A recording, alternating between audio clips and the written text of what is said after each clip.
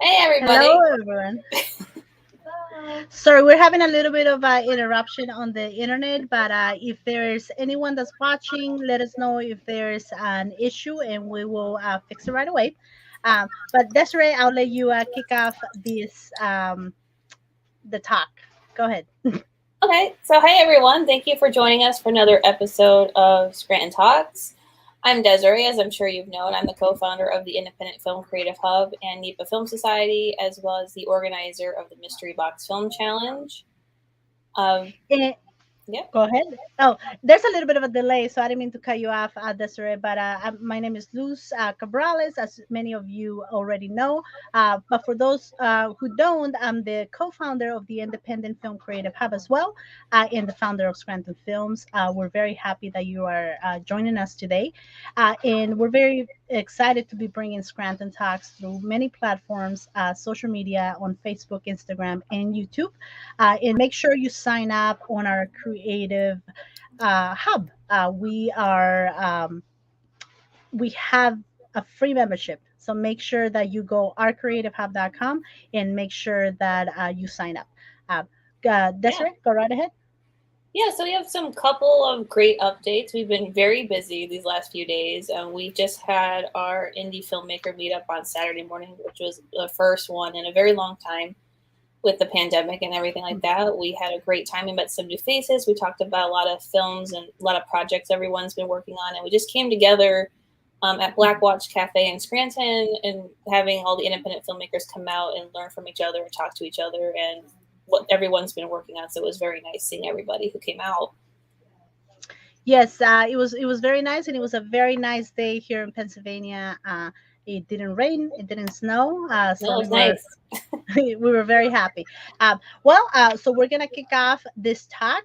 Today we have three wonderful filmmakers that are joining us from Los Angeles in Australia.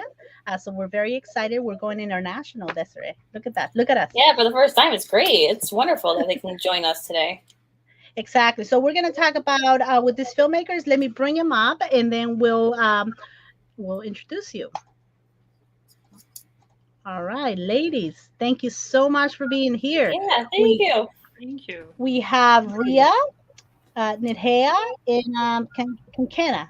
You know what's going to happen. I'm going to butcher your names, so I apologize in advance. But thank you so much for being here. We're very Yeah, excited. thanks, guys, so much.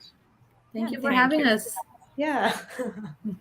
And these ladies right here are wonderful filmmakers.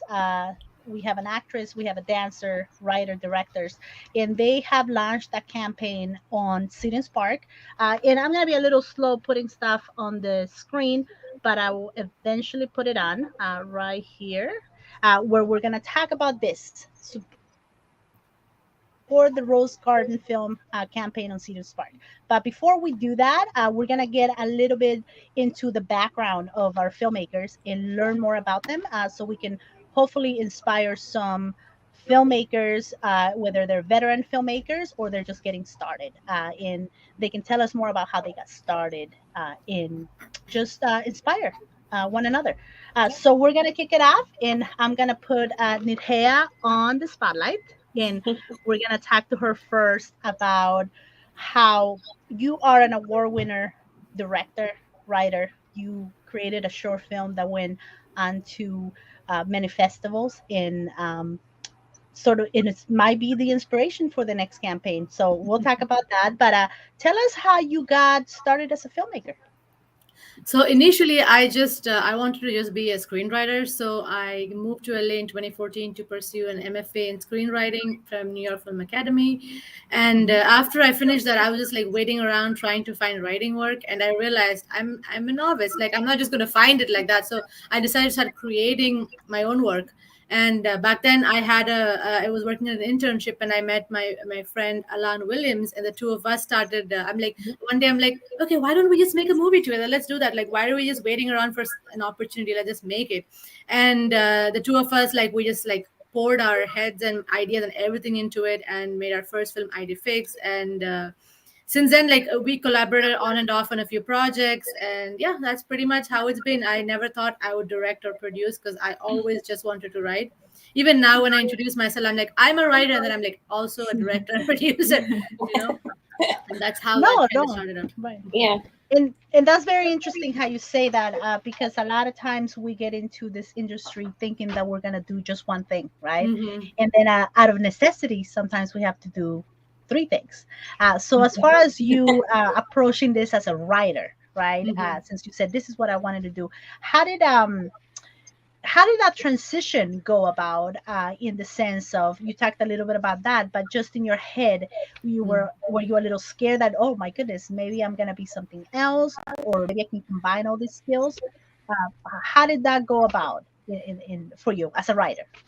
Oh, I was very scared because I've always had this image of directors being like hard asses, and I just like talking, and I'm too friendly, and I'm like, I don't know if I can do this. Like I didn't know if I had the personality to do it, and I was very scared. And we were very fortunate, Alan and I, for our first movie, that we met like a great team of cinematograph, the camera team, and they kind of introduced us to everyone else, like the entire like our producers. Everyone else just kind of came through them, and they were very nice. They were very sweet, Hmm. and that really helped. So I think experience and time. Even when I did Tabitha, my second movie, I didn't really think, I still was like, I didn't consider myself a director at that point either. I'm like, I'm just doing this to make the movie. I'm just doing to put my work out there. And it was with Ma, the movie that I collaborated with Kankana, that I did it entirely by myself. I wrote, directed, and produced it all on my own. And I like sometime along that process where I'm like, wait, I actually enjoyed this. I'm like, this is fun. I enjoyed, and I started, like when I used to write, I used to not just write for like, oh, I want to tell the story. I would like look at it from like technical and like financial, all the other angles as well. That's That's very, very awesome. good, very good. We'll get more Yeah. into that, but I'll let Desiree with the next question, and then we'll go from there. Well, the next question is for Kankana. You are an actress and filmmaker, so tell us how you got started. Which came first, actress or filmmaker? Or is it the other way around? It was filmmaking first. It was being a director was first. And my story is way too wacko. Like I wanted to be an economist, but then I got into this thing because I was a fanatic of a Bollywood actor. And I didn't even know what movies are. I didn't even know what scenes are. And I just used to watch all his films. And I just wanted to think like, hey, what can I do so that I can meet him one day? And so after my high school, I just applied for the colleges that had journalism and mass communication because I thought if I'm a journalist, maybe one day I'll see him. And one of the end semesters, like the ending semester, had documentary filmmaking. And that's when I realized that I thoroughly enjoy doing this. And my first was a documentary film, a film on violence against women. And luckily, I got to work with that actor in my very first film. So a fanaticism kind of turned into a passion for me. It's a very weird story, but it's true. So yeah, and since then it started. And then after filmmaking was done, I kind of wanted to study acting because I felt like it just would give me a better vocabulary to direct. And again, I fell in love with acting. So I kind of continue doing both. So yeah. Oh yeah, that's great. Yeah. And I saw. I mean, I might be mistaken. I just want to make sure. Are you talking about a Nomad River? Is that the documentary that you're speaking of, or is No, that a no, different that I was just an actor in it, but the documentary that I had done was on violence against women. It one? it Okay. kind of highlighted the point that in India, when men pray to goddesses, then why do they prey upon women? So it's called Women Prayed and Preyed Upon.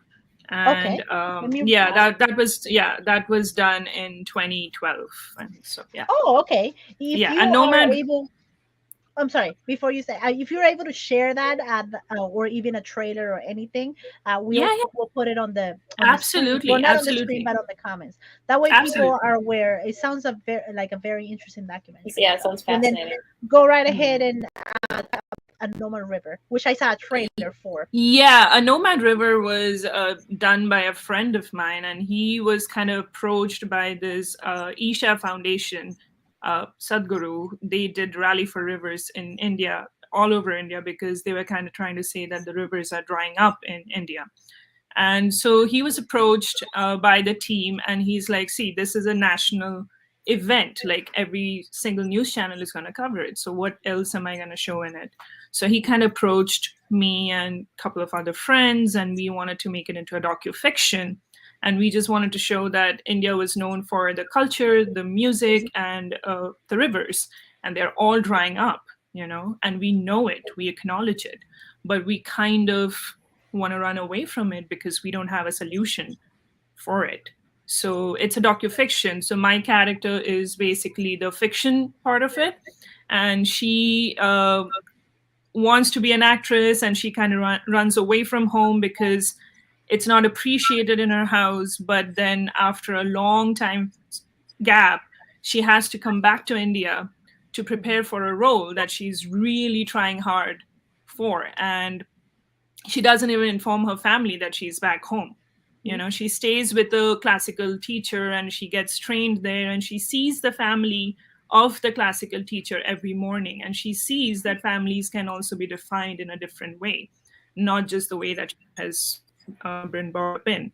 So, and then like things happen. She loses the job that she was trying so hard for, but now from here, where does she go? What's home for her? So it's a beautiful character that kind of blends in with the fact that things are drying up, but unless you acknowledge and try to find a solution for it, it's never going to solve on its own. So that's why it's called a Nomad River. Oh, yeah. wow. I saw the trailer and I thought it was a documentary. So it's actually a film. It's a docufiction. Yeah, it's a docufiction. It's cool. I don't think I'm familiar with those, so I'm definitely gonna be watching just because I thought it was. I can, yeah, absolutely. It's on Amazon and Apple TV and everywhere, so I think I can send you the link for it. Okay, perfect. And I do have the trailer, so I might show it at the end as well, just so we could show a couple things. I look completely different in that, but sure. Oh, that's good. You're an actress, right? You have to. Yeah. You're probably thinking it's like mockumentary kind of thing, because we've known people who've done mockumentaries. Yeah, it was just the way they shot it. It was very like you said, docufiction. Yeah. You know, I'm gonna use that word now. It's a docufiction. Yeah, it's a docufiction. Even my first was a docufiction because a couple of victims, the rape victims and all, like we kind of showed like how women suffer even before they are born till the point that they die. And in a contrast, in India, all the idols are made by men, and they kind of like, it's a joyous, it's a big festivity. Then why, when it's turned from an idol to a human being, are you so eager to end the life? So even that's a docufiction, because most of them did share their story, but they didn't want to come in front of the camera. So we kind of had to like fictionize it. So yeah. Oh, very interesting. Very interesting. All right, we'll come back to a couple things that you have been an actress in. For Ria, I want to ask you. I have like a thing here that I want to read because it was very interesting. So you are an Australian Indian actress, dancer, and writer. Okay, you graduated from New York Film Academy with a bachelor's in acting, and also studied at Victorian College of the Arts in Australia. I wanted to read that because I thought it was very cool that you have that combination of actress, dancer, and writer. And tell me a little bit about that and how you got started, maybe what came first. What is your strength that you want to pursue more? Or is it equal? Yeah. So the way I love to explain it is dancing is my first love, acting is my true love, and writing is my baby. So I started off as a dancer.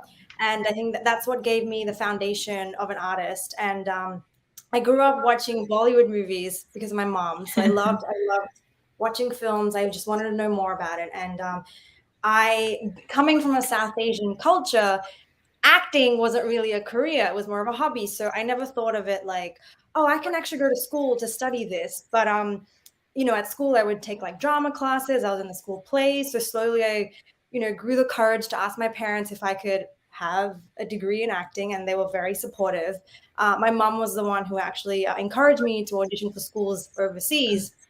And then I got into New York Film Academy. I studied in VCA, Victorian College of the Arts, during my high school years. And then, after high school finished, I ended up moving to the States and getting a degree there.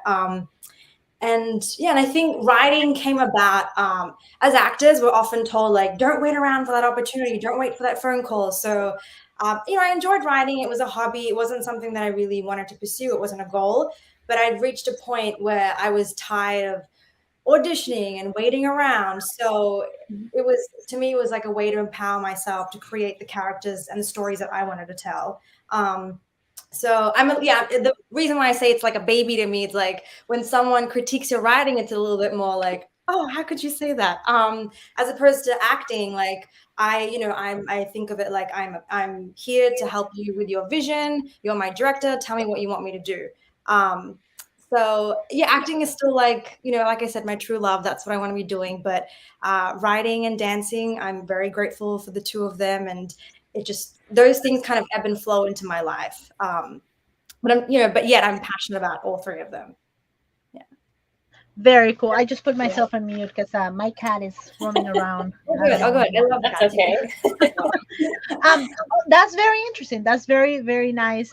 In just the way you say it, because again, it seems like you all have multiple skills skill sets. You're not just a director, you're not just a writer, you are more than that, right? And how do you balance that out when it comes down to getting projects, right? If you're looking for something like just dancing or actors, like how do you, I guess, break it down in the sense of opportunities that come along your way, if you want to without making the question too long, just how do you break that down when it comes to auditions? Maybe someone is in the same position that you are, that's watching, that is all three, and just to get better at their craft. So I guess right now my goal is solely acting, and when it comes to dancing, I've been very blessed. I think those opportunities still come to me, and they come to me without me even trying. So I guess because when people look on my website, they see my resume, naturally they'll be like, hey, we're looking for a dancer. Would you like to do this project? So I think because I started off as that and they see my credits, I guess it easily comes to me, those opportunities. Or because I've been doing it for so long as well, when I do have to audition, I don't have to think about it too much. So dancing is more of a, like I said, like ebb and flow sort of a thing. Writing, if I have an idea, I'll work on it, but usually I'll step back from it. And sometimes, like, I've worked on my own projects for like years, and I'm like, oh, I can come back to it now. Just because sometimes it's exhausting to me to continue working on it, and I need to like take a break from it so I can come back with a fresh perspective. I'm sure Nidheya can understand, like, when I read my work over and over again, like I hit a point where I'm like, this is awful. Why would I write something like this? So it's nice to take a break from it and then come back to it. And then also the way, especially with writing and acting, it helps, like they both help each other. Like as an actor, like I'm able to understand, when I'm able to pick up other people's scripts, I can figure out where are my beats, like what is the writer wanting? Or when I'm writing, I also like to write for the actor, if that makes sense. Like what would their objective be here? What is their goal? What is their core wound? What does my character want? So it all intersects. I don't necessarily, be like, okay, from the first 3 months of the week, of the year, I'm going to focus just on acting. It's just finding, I think you just feel it out.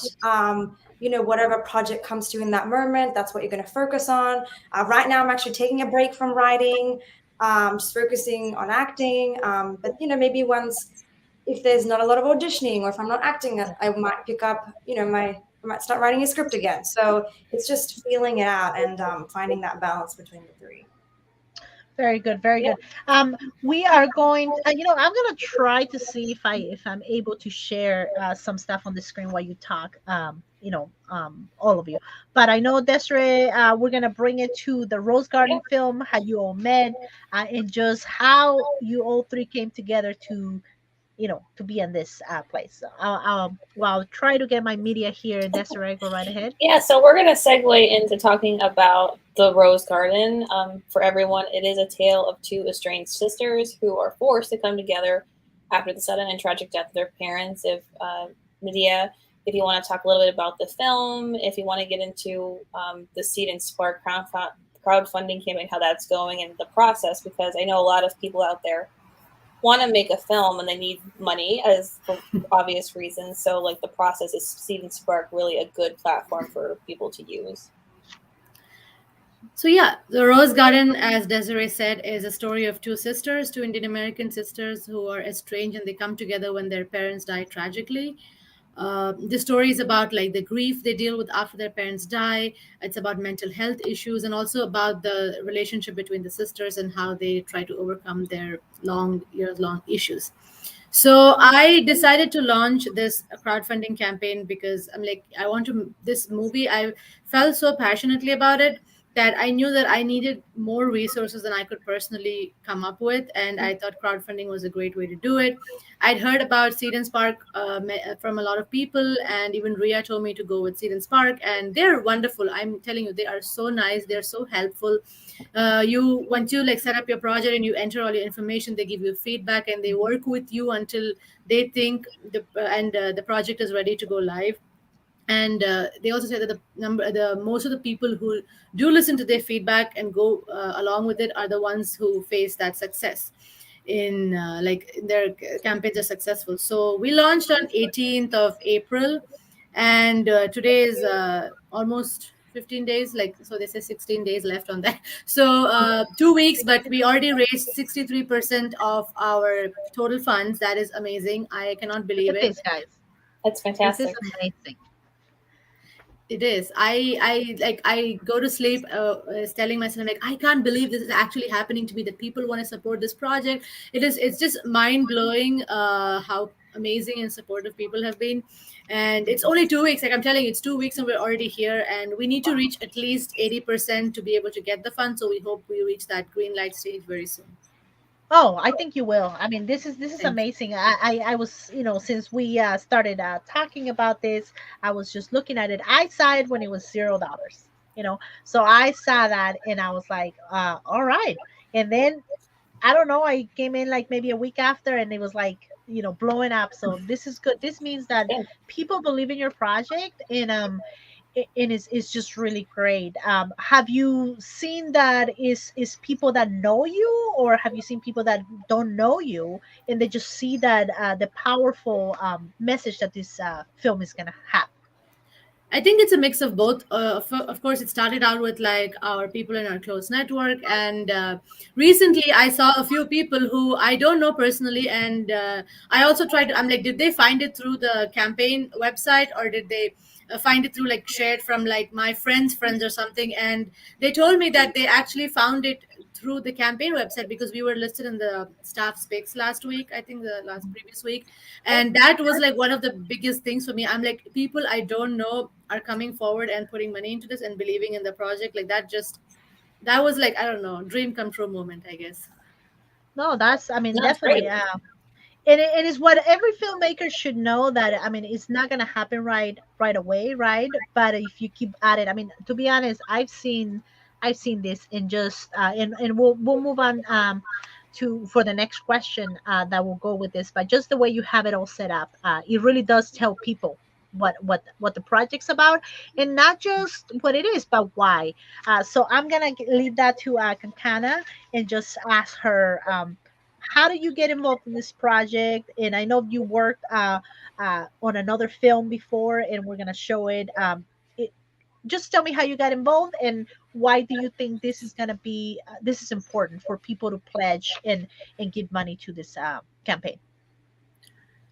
Well, I think like after my shorts were done, like Nidhi, I loved working with her first of all on Ma, and because I think she hit the right chord for me, which was like I honestly believe as a filmmaker that it's always hard to say a simple story, and it's always hard to write really good interpersonal relationships, because then everything else, the jazz kind of takes over and the relationships are out the window. But I think Nidheya has always been able to do that well. And we used to like talk, and then she had mentioned about this project, and she did mention once before that she really wanted to work with both Ria and I, and like in a project together. And she had sent the draft and we read it, and it was way back, right, Nidheya? Like it was like before the pandemic, right? And so like we had one, I think, reading, and I had just left Los Angeles, and I think Ria was still in LA. I have lost track of it, but that's how we started, and I fell in love with the script even at a very early on. And then we spoke about, we had our notes and we worked on them, and even the last like couple of months back we had another reading and we still had some notes. So she's constantly working on it, as all writers do, because the film is not made until it's just out there, you know. And why am I doing this? It's because, or why is this film important? It's more than just sisterhood. It's more than just like mental illness. It's all about, you know, like forgiving, and it's okay to not be so harsh on, from my character's perspective at least, it's okay to not be so hard on yourself. It's okay to say that, hey, I need help. Like I can't do this all by myself all the freaking time. And it's about forgiving for me. It's about letting your guards down. It's about not bringing all the time your past experiences or sufferings in the present moment and then be blinded by it to such an extent that you don't see the beauty that's right in front of you. You know, it's, you miss that moment because you're so caught up in the past. So it's more than sisterhood. Yes, it deals with mental illness, which is a taboo in our community, in every community, I feel, not just in Indian community. But I feel this film is so universal because of the other facts that I felt. Like this afternoon, I was just like, what do I say? Because I'm really bad with these things. And I'm like, okay, so what do I say so that I don't sound stupid? And that's when I realized that, oh my God, this film is so much more, because until this point, I didn't have a vocabulary to express as to why am I doing this film. You know, I knew it, that it's somewhere there, but I think like now I know it, that what connects me the most to this. And these are the things, because this is what we do in our daily life. We are so caught up in the past that when happiness appears, we just don't see them. You know, we are to be blamed for our own griefs up to a certain extent, because we choose to continue carrying that burden, that we can put it down at times and, you know, rest for a while and then take forward. So yeah, those are the several reasons. And I think as I said, Nidheya is a hard-ass director, the picture that she had in her mind, but she just doesn't realize it. So it's great for us. But I can't wait to work with Ria. So this is our first working together. So that's going to be exciting. So yeah, these are the reasons. Yeah. Oh, very cool. I think I skipped you, Ria, but I know Desiree had a question for you, and then we'll bring it back. I do. No, touching on with the Rose Garden, one of the themes is about mental health. It's this question is really directed to either one of you, whoever wants to start, of touching on the stigma of mental health in the South Asian and Indian community, and kind of give people perspective of what is that like.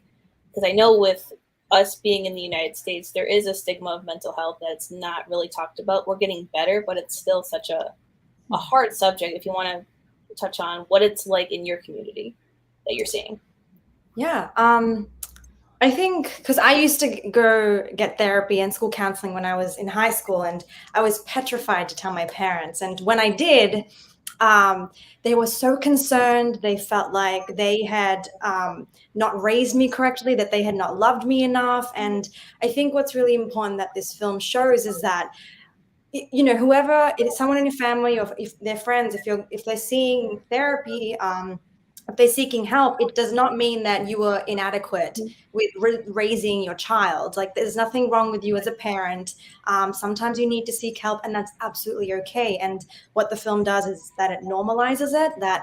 So not only does it encourage the person who's suffering to go seek help, but for people around you to also feel like, okay, there's nothing wrong with me right now. There's nothing more I can do. The most I can do is just support them and allow them to go get that help. So that's, I think, especially within the South Asian community, and like Kankana said, like, you know, in so many other communities, it affects everybody else because they feel like that they didn't do something right in helping you feel better. But sometimes it's not about you. Right. Yeah, and also just I think there's also, we tend to feel that if we haven't gone through a huge trauma, like if someone's passed away or if you went through an accident or something, that you don't have a right to go seek help. That it has to be something huge, and only then you have a right to express your feelings. But sometimes you do. It's okay to go if small things have happened. Sometimes it is like small things that start affecting your daily life, and you do need to seek help. And that's also something that the film does, is like whether you're clinically depressed or not, or whether it's just small things that have added up for you to feel anxiety or depression or whatever it is. Like, you have every right to go ask for help, because I think we tend to feel like, oh, my problems aren't big enough, or I'm fine, I can handle this, I can talk to my friend, I can talk to my mom about this. But it's okay if it's been something small and it's affecting you. So yeah, I'd say like in terms of mental health in our community, like the main two things are us feeling that it's not a big deal, like we haven't gone through something huge, so we can't go, or we can't go because everyone around us is going to feel bad that they didn't help us from the beginning. So I think the film does that, and that's what our mission is with Rose Garden. Very cool, very cool. Yeah. And Nidheya, to touch on that, and just how you came about to do this story, to write this story, right? We usually, if we write something, is we put in a lot of experiences that we've had, or maybe something you have witnessed, or something you love. So your process in writing, maybe tell us a little bit about how you do that, or even if we do it for this particular one, how you wrote it and how you are planned to direct it, if it's going to be a little bit different approach, and or maybe how you can combine those. So when it comes to stories for me, just in general, I mean, this was a very recent realization, by the way. I was just thinking of a random scenario, and that just like gave me an idea for a movie. And that's when I realized, I'm like, sometimes it's like there like an argument or a conversation that I have with a friend or family member, and that kind of sparks an idea in my head, like, oh, this could be a story. A lot of times it's like wish fulfillment, not this one obviously, but there are projects where I'm like, oh, I didn't like how this turned out in my life, so I'm going to write a script where it turns out like differently. My life Right. turned out differently, I guess. But with the Rose Garden, I've always like wanted to write something about two sisters. I love writing about family. I'm very close to my family, so I love writing about like family dynamics, and I find sibling relationships in general very fascinating. Even with my own sister, like we are arguing and screaming at each other at one point, and the next moment, like 2 hours later, we're just sitting and making a joke, and my mom walks in and she's like, I can't understand you guys, like how do you go from like 0 to 100 like that so easily? So I've always been fascinated by that. And the origin for the story, I mean, it was just floating around in my head for a while, and then I'd known Kankana for longer, and then I met Ria for another project we did together. And that's when, like, I'm like, wait, I have my second sister, and the pandemic started, so I started working on it seriously because I was like in a writers group, and that's how this story came about. And I've always wanted to deal with like mental health stuff because, like Ria said, there in our community, it is a thing where like people around you start blaming themselves if you were feeling a certain way, or if you have suffering from some kind of mental health issue. They ask you stuff like, but you're a very happy person, you're a very confident person, why do you still go through this? In fact, my own dad has asked me that once. I'm like, I mean, I suffer from Yes. anxiety. I'm like, I don't know, I was just born this way, I guess. And so it's like, it's just a thing. But I'm very fortunate with my family. Like if I'm overwhelmed with something or going through something that's like too much, my parents always encourage me to go see my therapist. They're like, just go talk to her so you can feel better. So there's always that positive reinforcement with us in our family. So I wanted to explore that, and I wanted to see it in a different way, like how South Asian characters are depicted in media. So I wanted to show like how being Indian influences their life in their day-to-day decisions, the food they have at home, and everything like that. But it's not like an all-consuming thing, if that makes sense. Like a more like a normal day-to-day life, but focusing on this issue. No, but that's good that you bring that up, because you obviously have a background, a culture. You were you born in the United States, or were you born out of the country? So I was born in India. I moved here in 2014. Perfect. So tell me about that, just that interaction, that you're coming from a specific culture, and now you have to learn another one, and now you have to combine. Does that help you with your writing? Does that help Mhm. you meeting new people, meeting new cultures? I mean, you're pretty much in the heart of, there's so many Yeah. cultures in LA, right? So how do you deal with that as far as an artist, in your in that?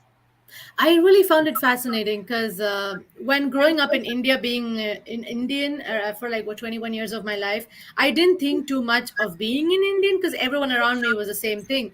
And then I moved here, and like you said, everyone, it's a very diverse culture. So my grad school, everyone was from like halfway across the world. So I had a very nice, diverse learning experience, and that also informed the way I write. Like I picked up so many things. Like we talk about, like one of my friends was from Nigeria, and I'm from India, and we talk about our cultures, and they're so similar. So that kind of stuff, like the way we write, I'm like, oh, I didn't know you guys thought the same way that we do. So that's really fascinating. And I do try to blend like the Indianness of it and the Americanness of it in this story too, because they're Indian American characters, but I feel like they're very secure in their Indian upbringing. No, that's great, and that goes for same Ria, and Karen. Just what does meeting new cultures do for your artistic vision, or not even, just even different languages? I'm not sure if you know more than one language, but probably, like, I know Spanish, I know English, I'm sure you know other languages. So how does that help you, Ria and Kankera, whoever wants to Kankena, whoever wants to do it? I told you I was gonna say your name wrong, but just how does it help you as an artist, and how does it help you enhance your skills? I'll go first. So I also was born in India, and then I grew up in Australia. So I speak so English, Gujarati, which is my mother tongue, and Hindi. And then, yeah, and like knowing other languages, it helps me as an actor because that means there's more projects that are available to me, more roles that I can do.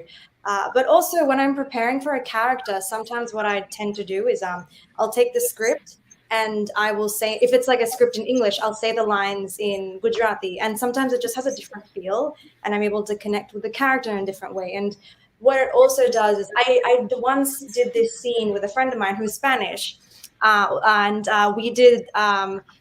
I did my scene in Hindi, and he did his scene in Spanish. And even though we don't understand each other, that feeling and emotion was still there. So as an actor, it was so useful to like have that realization that sometimes language doesn't mean anything. It's really just about connecting with the other person, and what's the emotion? Are you listening to each other? So yeah, I really think that language has the power to connect, but and also bring to awareness of like what is happening with the other person as well. Yeah, so yeah, I'm very grateful that I do know more than one language. Yes, yes. How about you, Kankena? Yeah, I mean, I do know Bengali, which is my mother tongue. I know Hindi. I know English. And when I moved back to India, I shifted from my hometown to another city for work. I shifted to Mumbai, and not just and there's like another language, which is Marathi, because they are Maharashtrian. And I kind of, like, initial days I stayed at my friend's house for 3 months, and I could only hear Marathi, and I understood nothing.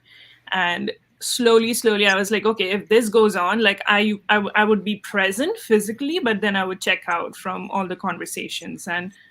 But this one time I kind of wanted to make an attempt to understand, and then I picked up that there are so many similar words in that language like in my language, and it kind of grew my curiosity, and then I started paying more attention, and now I understand that language like top to bottom. Like, I can't speak it, but I understand it, to a point where I was helping a friend of mine with a self tape, and he had a scene where he barely spoke and I was the one speaking, all in Marathi. And I'm like, okay, Kankana, you did a great job.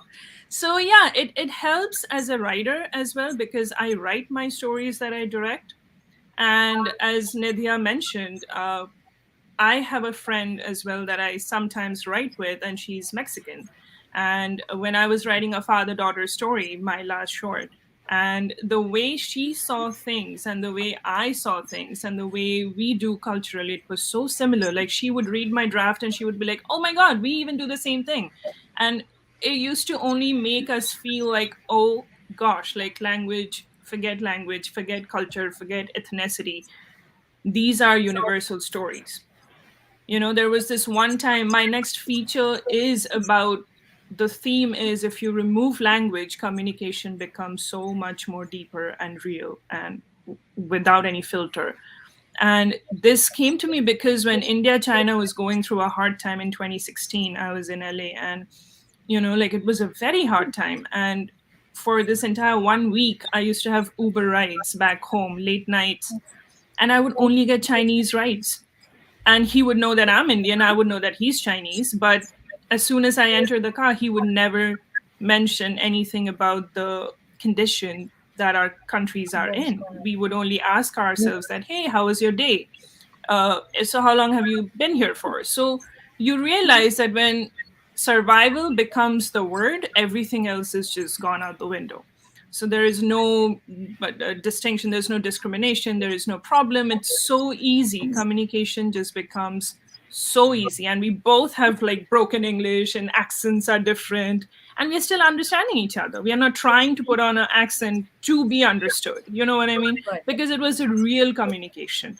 So it helps a lot as an actor, because India is huge to begin with. No one city has the same mannerism, language, food, clothing style. Everything is different. So you pick up a lot of mannerisms, and you do realize what Nidheya was mentioning was like a very famous acting exercise that our teachers used to make us do. Like, everybody is doing a scene from the same play, and everybody is doing it in their own mother tongue. And I remember my classmate was American, and he's like, okay, so what do I speak in? And it was just funny. But you do realize that once you're doing that, you're so taken aback and you're not thinking about your next line or how you should be reacting on this line as you have preconceived it. It's all just being in the moment. It's all just listening to the other person and reacting, which is what we are missing in even real lives. Like, we barely listen nowadays. We only hear, and we are making up, oh, what's going to be my response to whatever she or he is saying. So I think, like, when you are put outside of your comfort zone and you have to survive in different places, which is not your comfort zone, you just become a better listener, and you learn the difference between sympathy and empathy. Which is, by the way, I also feel Rose Garden does. It doesn't ask you to sympathize. It just shows you that empathy can exist. You don't have to sympathize, because whoever is going through depression or a bad time is not asking for your sympathy. It's just asking for you to empathize. So yeah, it's a long-winded answer to your question, but I think it helps you in several aspects other than just writing, directing, and acting. It helps you to survive when you are just, it teaches you how to adapt. And it doesn't mean that, I'm so sorry, I'm going to take a little bit more time. When I shifted to India, this is great. I was struggling to understand the industry. How the heck does it work? There is no agent, there is no beginning point. You're just thrown in the middle of it and you're asked to survive. And for the longest time, I was like, why did I start working in the States first? That was maybe a curse for me, and all those jazz. And I thought that, okay, I have to unlearn everything that I've learned. But then I realized that you don't have to unlearn anything. You just have to close that tab, and you just have to open a new tab.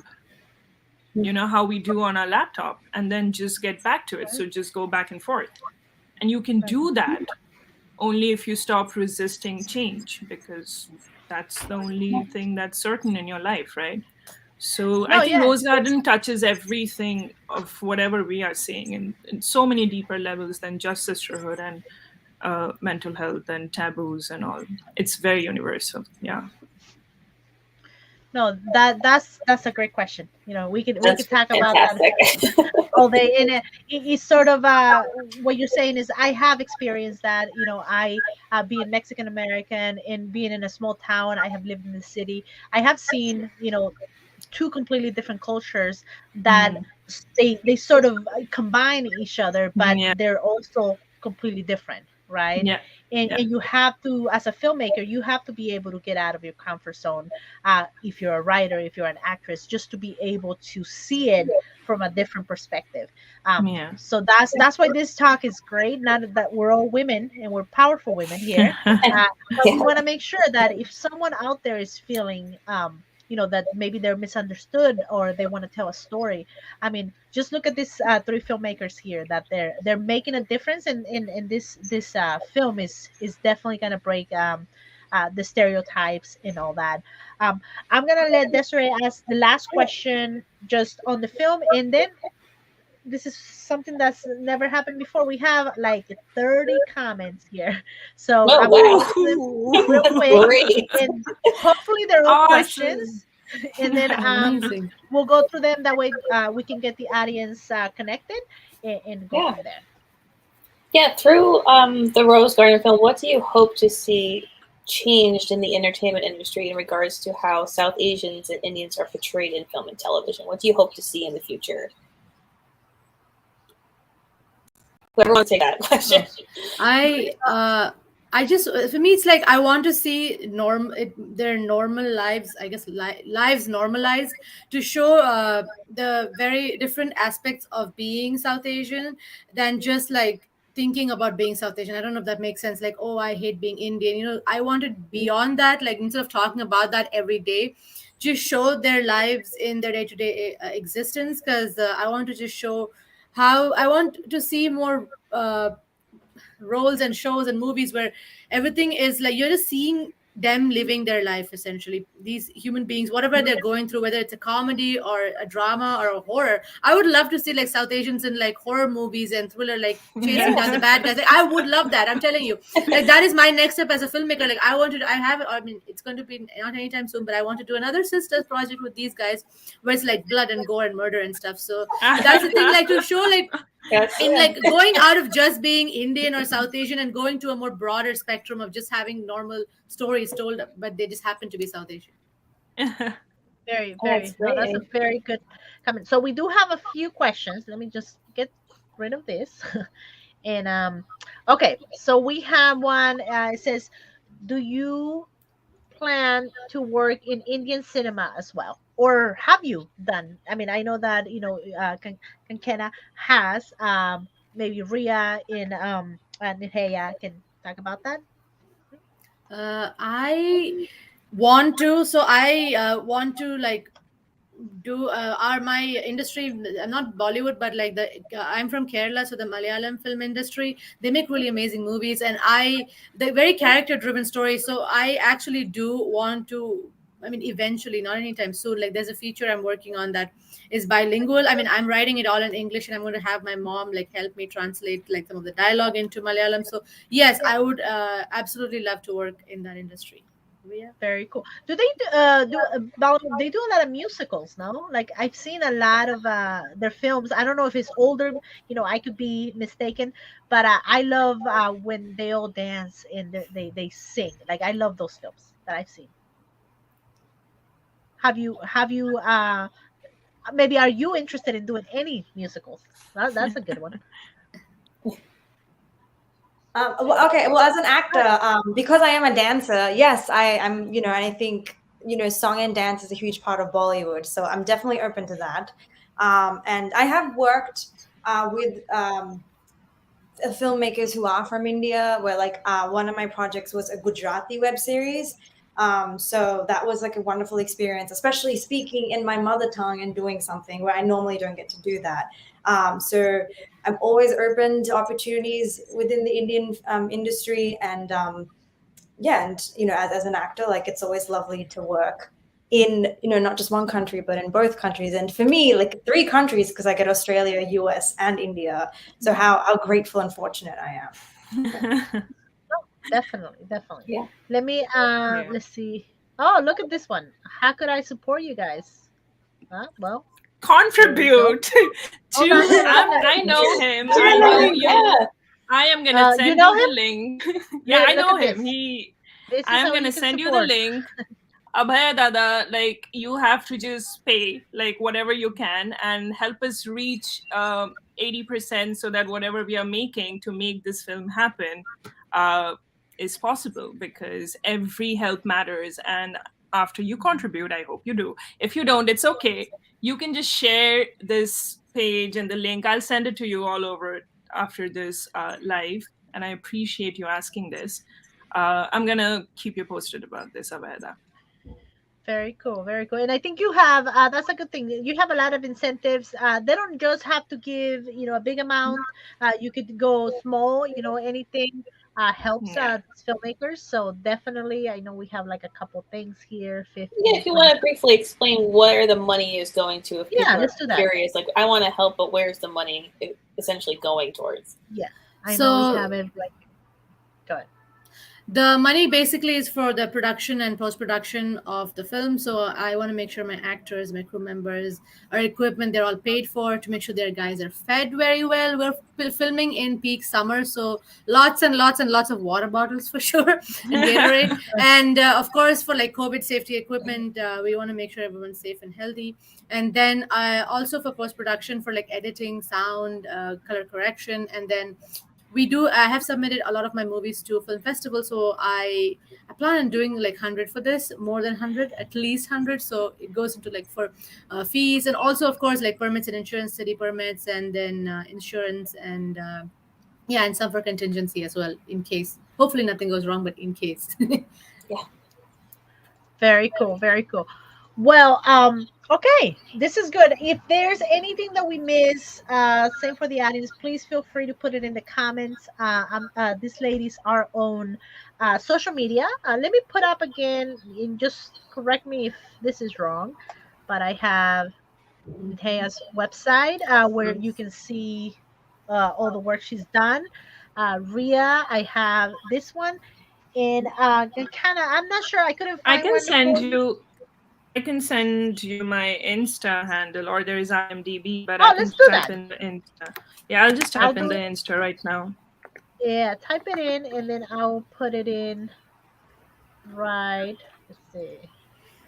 I'm so bad Or that I have just to look at my own handle because I've forgotten I know, yours. right? Here, let me put it in right now. Instagram.com. And what is the? Just spell it for me. I have sent it to you. Copy Oh, you pasted. did. Do you put it on the private message? Yeah. I did. Yeah. Oh, perfect. Let me do copy Yeah. and paste. All right. Yeah. That way it's right here, and let's see, paste it.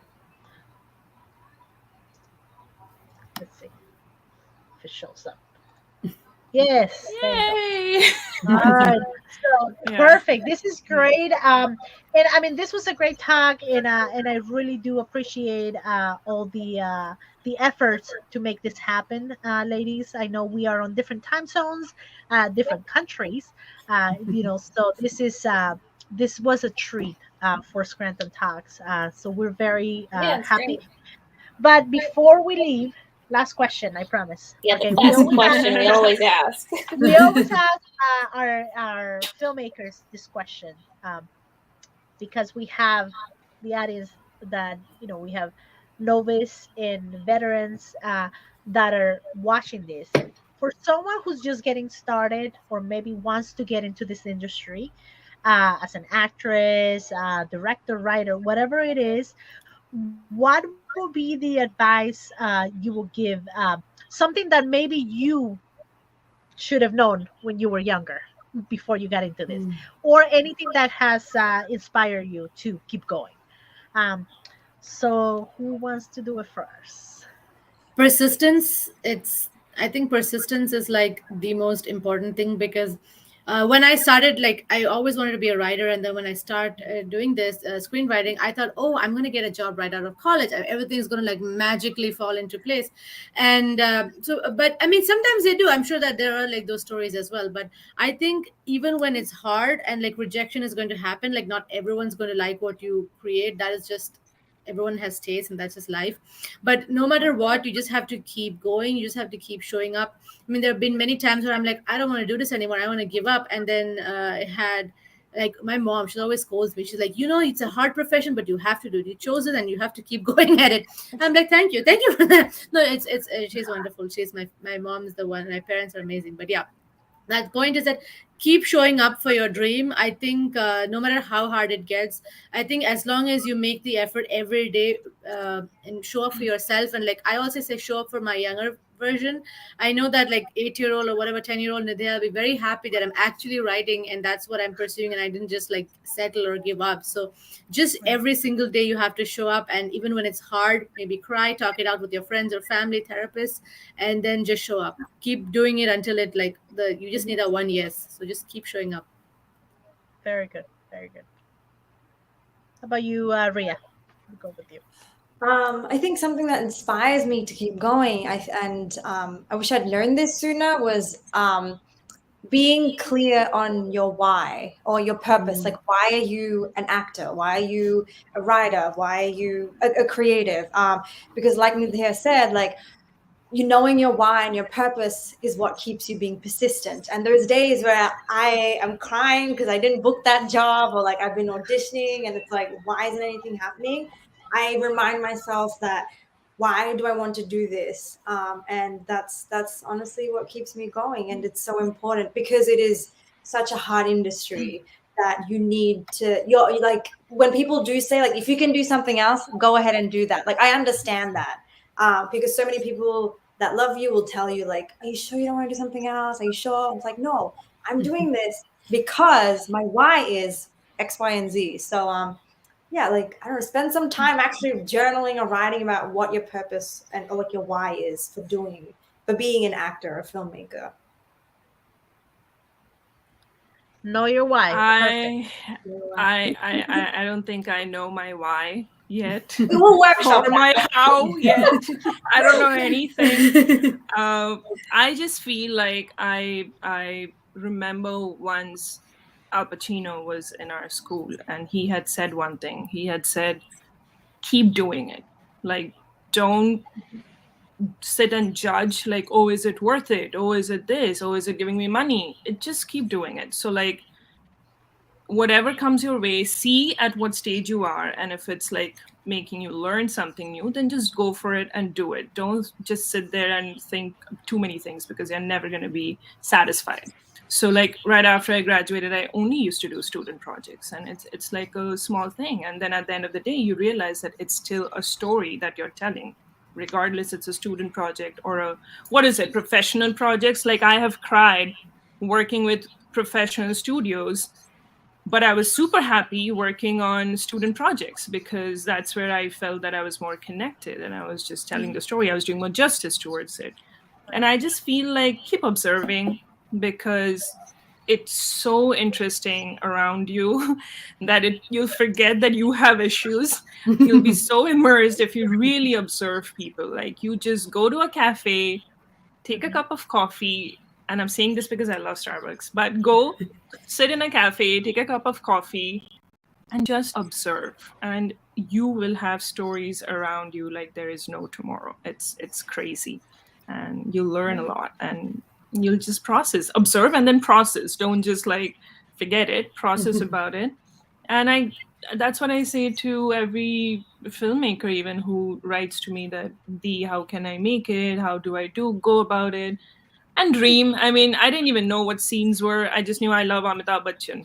That's it. And I went crazy. Like, if I wasn't selected for the college that I'd submitted, I would be effed up in my whole freaking life. So just go for it. And do not bring down anybody who says, oh, I'm a fan of this person. Because the word fan is only because you like some quality in the other person that you still don't have a vocabulary to explain. And it's going to drive you through, and you'll find what you love. Like, look at me, I'm a freaking living example. Who knew that I would be in this industry if I wasn't mad about this one man who had no idea that I was being mad about him? So it's pretty interesting. Just be open. Don't resist change. Accept it. Oh, this is great. This is great advice. Know your why. Be able to talk about it. Don't give up. And just keep going. Right. Keep going and follow through. I think I always tell everybody, like if you say you're gonna do it, even if it doesn't come out exactly the way Mhm. you said it was gonna happen, you still did it, right? So I will let Desiree close the program, but ladies, this has been very, very, very nice. I am very happy that we were able to connect, and please stay in Same here. contact. At the end of Absolutely. this, I'm going to show the Ma. Is that how you pronounce it, right? Ma? Yeah. Ma. Mm-hmm. Your film. Yeah. That way, people can see the work you have done and sort of what you're basing it as well, sort of like the dynamic that you have in that film. It was beautifully done. I really love that little kid, like Oh yeah. She's great. he Yeah, is she's great. So great. everybody will be able to see that. It is a 7-minute film, so please stick around on the back end. Don't leave us, and then we'll close that out. But go right ahead, Desiree. Again, ladies, Yeah. thank you so much. So thank you everyone so Thank much you. for joining us tonight for Thank you, ScrantonTalks. thank you, Want to thank thank Kankana, Nidheya, and Ria for joining us in Los Angeles and Australia. We're so grateful for them to be here to talk about their project. We have wonderful events coming up. Be sure to check out, we're having a special Star Wars Day talk with Daniel Roebuck on May the 4th. So any Star Wars fans out there, tune in at 7:15 p.m. Eastern on our Facebook and YouTube channel. That's going to be amazing. I'm like, you can't tell behind me, but so follow us on Facebook and Instagram to stay up to date and subscribe to our YouTube channel. You can see any of these talks. If you can't make our lives, they are on our YouTube channel and they live on Facebook as well. We also have a podcast, so you can listen to the talks on Spotify and Apple Podcasts. And the Independent Film Creative Hub is here for you, geared to help filmmakers reach their potential in becoming successful creative artists. Be sure to visit our website, ourcreativehub.com, and you can join our directory. It's free to sign up. Yes, it is. All right, ladies. Well, thank you so much. I'm gonna leave everyone with your short film, but please don't leave because we just need to say goodbye. All right. Thank you again, everyone. All right. Yeah.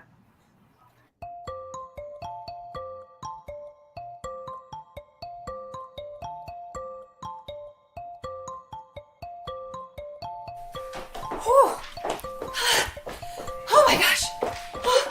Faster than that. You're just too fast for me. I'm not 5 anymore, and you're not that old.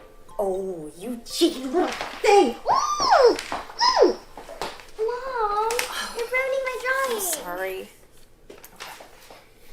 Remember the rules, right? Only sleep in Mom's room and only call you Auntie Krista and not Mommy. Your little smarty pants.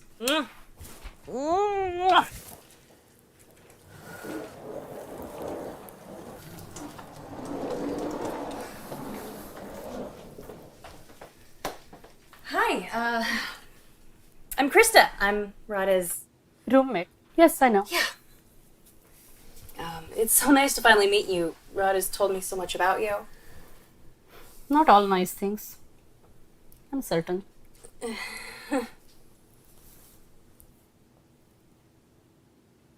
She doesn't look like you. Or Vishal. Come on, yeah? Introduce yourself. Don't be afraid. I'm Yamini. I'm Seta, your... Granny. No, my nanny. I made this for you. Oh, it's really beautiful, Yamini.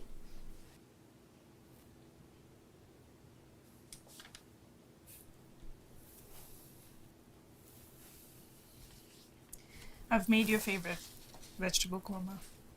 I'm surprised you remember. Where is the toilet? It's behind the kitchen table, first door on your right. Mom, I did perfect, right? You were perfect. Come on, let's go get to your seat.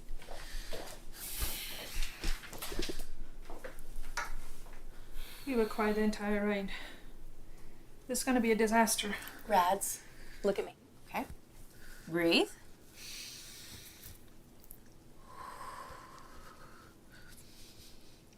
Everything is going to be great. Okay.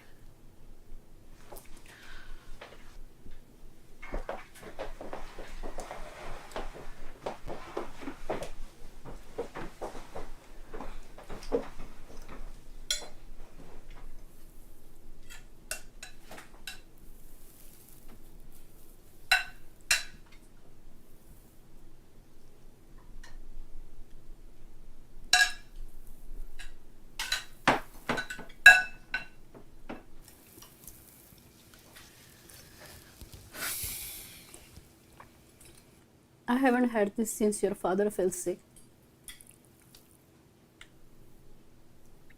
If he were still here, he would have liked it. Thank you. Nani, look at my other drawings. Ma and Mommy say... Ma and Auntie Krista say... This is why you need to remarry. Ma, please. Your friend has been helping you for so long that Yamini is calling her mommy. Krista is like her mother. You are her mother. A child needs a mother and a father.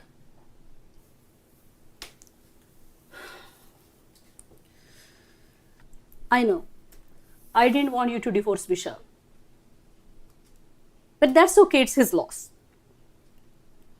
Yamini still needs a father. I don't want a father. I just want my ma and...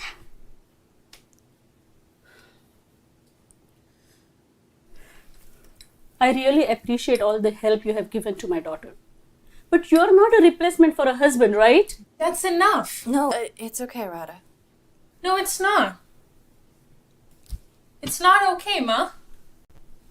Because I really don't care what you think anymore. I have spent too long thinking that I'm not enough and I don't care anymore.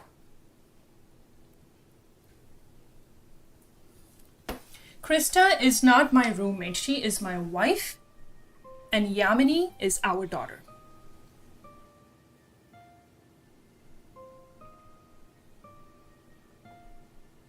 I never thought you would say it out loud to me. What? You knew?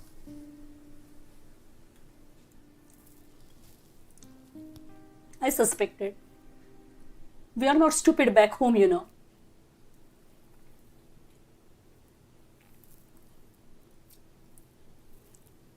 Your father would have really liked this. That's it? You have nothing else to say to me?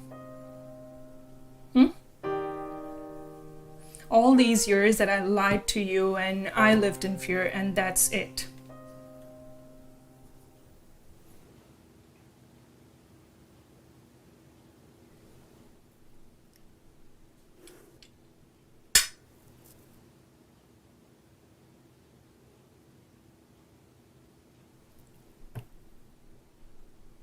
I'm not going to lie. I find it strange. But I have lost so many years of yours and my granddaughter's lives.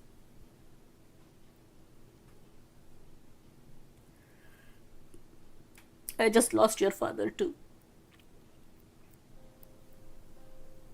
And I don't want to lose you forever.